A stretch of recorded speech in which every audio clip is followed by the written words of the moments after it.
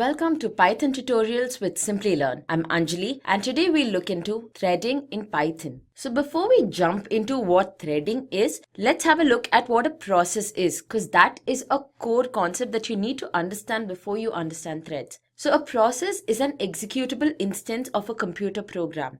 That means anything that is running on your computer is actually a process. So a WordPad that's opened, a mail that you're sending, anything that's running, that's working, could be a process. Now that we know what a process is, let's look at what a thread is. Now a thread exists within the process. So the definition of a thread is that it's a sequence of instructions in a program that can be executed independently of the remaining program. So if we write a large program, of course there are many small tasks that the program performs. Now each of these small tasks can be a thread as long as their execution is independent of the execution of the other tasks. But then why do we need threads? So consider your system. Now these days we all use multi-core processors. That is, we have multiple cores in our system. Now the point of threading is to make the maximum utilization of these cores.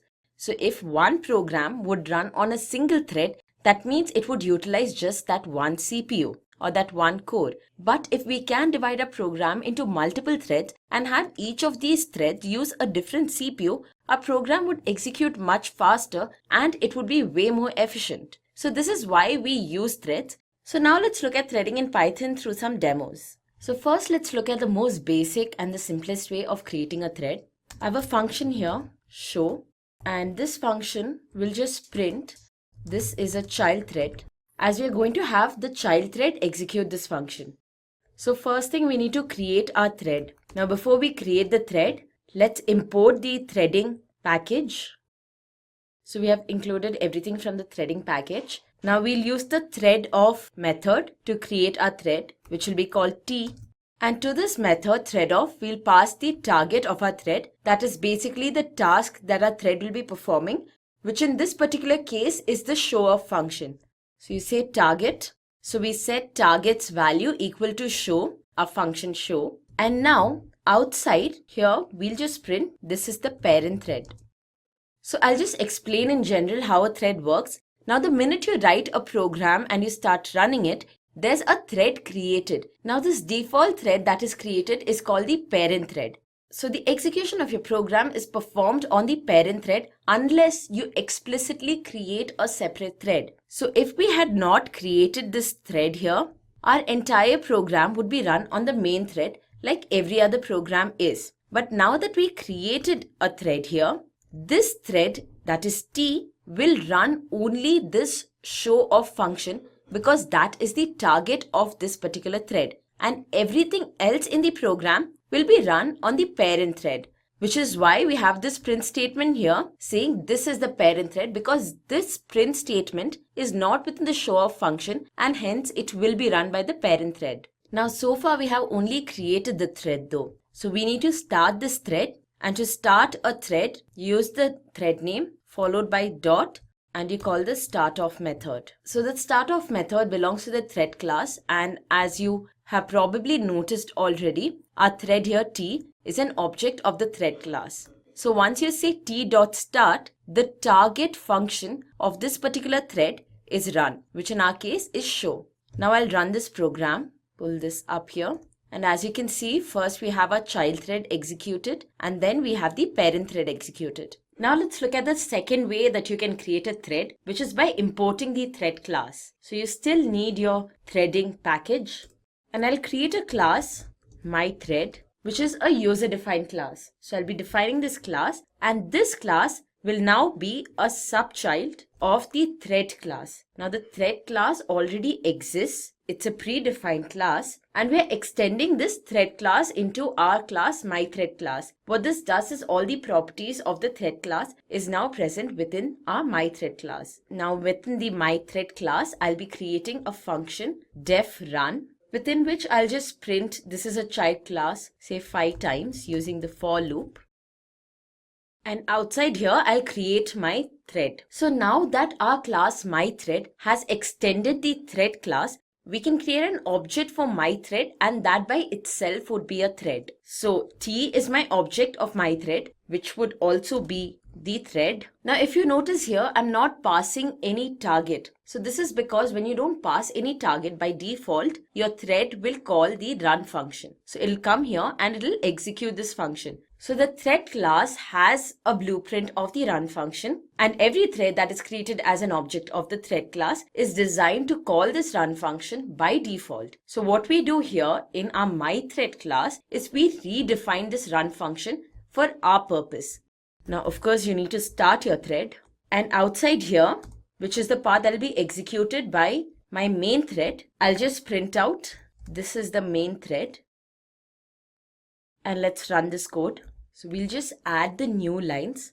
So here there's child class, main thread, main thread, main thread, so on. And then we are back to child class. So if you're wondering why this kind of a mix-up is happening, I'll explain that to you. Now our entire program was initially planned to be run on the main thread, but we created a child thread here, which is T, and made the child thread take care of the execution of this def run, of this function run. Now while our thread, our child thread T, was executing this for loop, and between that gap of printing this out and moving to the next iteration, our main thread was completely idle. So the main thread took up this time to start printing out this for loop. And that is why you have this mix up of child class and the main thread printouts.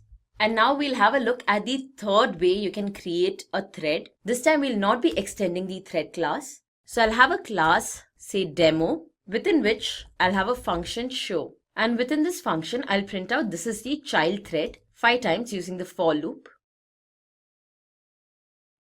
Now outside here, I'll create an object of my class demo.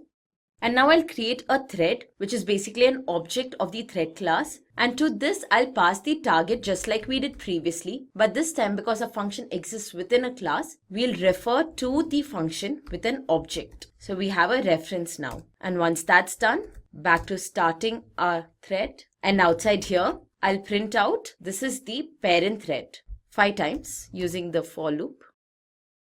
Let me run this code now. So you can see the output here. We have this is a child thread printed 5 times and then 5 times of the parent thread. Now Python can be quite deceiving. So now that we looked at what thread is and how threading works in Python exactly, we can move on to multi-threading. So multi-threading is a model where you have multiple threads within a process, and all these threads can execute independent of one another, but they are also sharing all the resources of the process. So by the resources of the process, we could mean the various data that the process holds, the files or the stacks and so on. Now all the threads that are taking care of the execution of this process will share these resources, but they will be independent of each other's execution too. So let's look at multi-threading through an example. Here we'll write a program where we want to print out in the first line a number, say 1, followed by the double of the number and then the square of the number. Now we want these 3 statements to be printed for every number from 1 to 5. So what we'll be first doing is we'll have a class,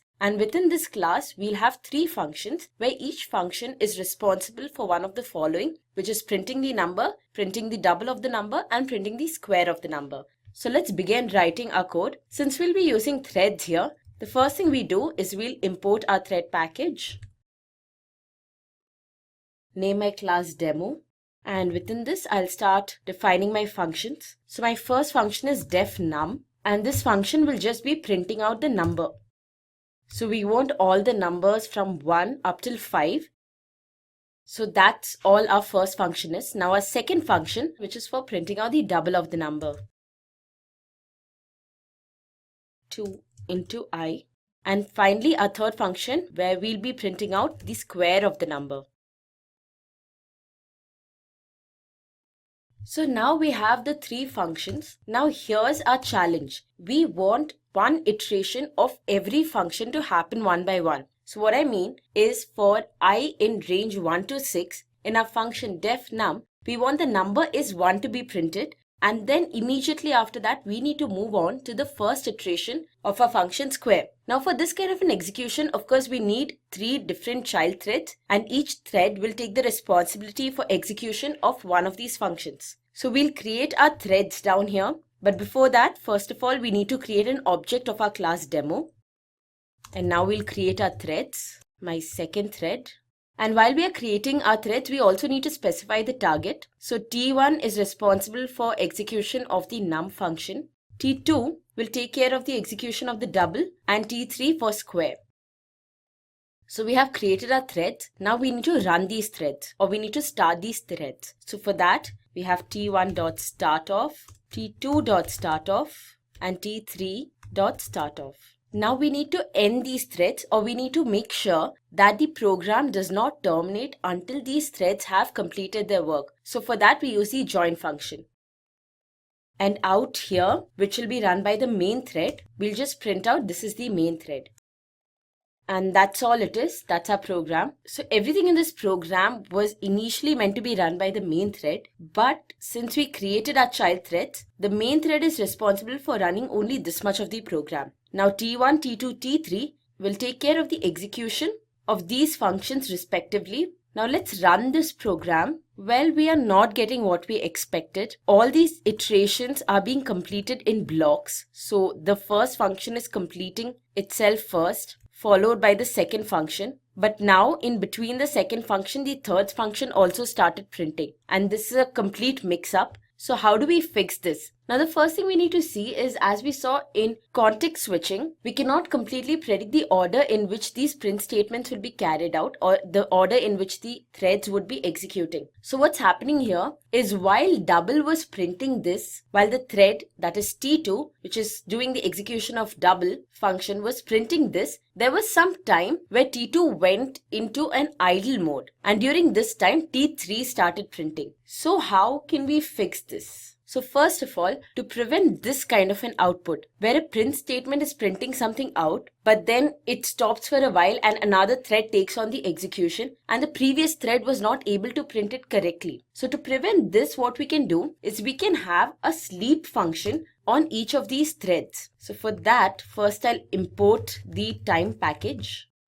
Now what the sleep function does is it basically puts that particular thread into sleep or an idle mode for the amount of time that we specify in seconds. So if I say time.sleep of 1, it holds this particular thread, which is T1, at sleep for 1 second, and during this time we expect T2 to begin its execution. Now once T2 has finished one iteration, let's put T2 also into sleep for 1 second. And we hope that during this 1 second of hold for T2, T3's first execution will take place.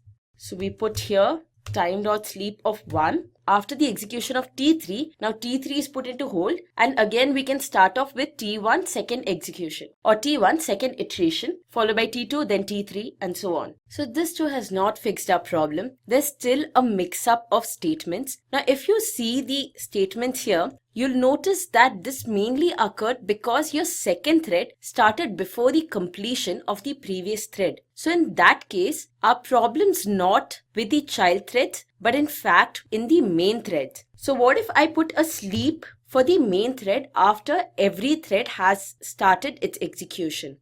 And even after T2, put a sleep. Now since I'm putting a sleep of 0.2 seconds, during this time we can ensure that the previous thread has completed at least printing out one complete statement, and the printout is not halted or is not interrupted by the second thread's process. Now let's run our program once again. See if it worked this time. And yeah, it did. So once we put sleep on our main thread, we kind of had a control over how our threads are starting. We saw that the output that we wanted is exactly what we got. So this is how threads work and how you can control threads using time.sleep function. And that is pretty much all the basics about threading. If you have any doubts, please post them in the comment section below and we'll definitely get back to you. If you like this video, please hit the like button. Also subscribe to our channel as we have a lot more coming up. So stay tuned and I'll see you all next time.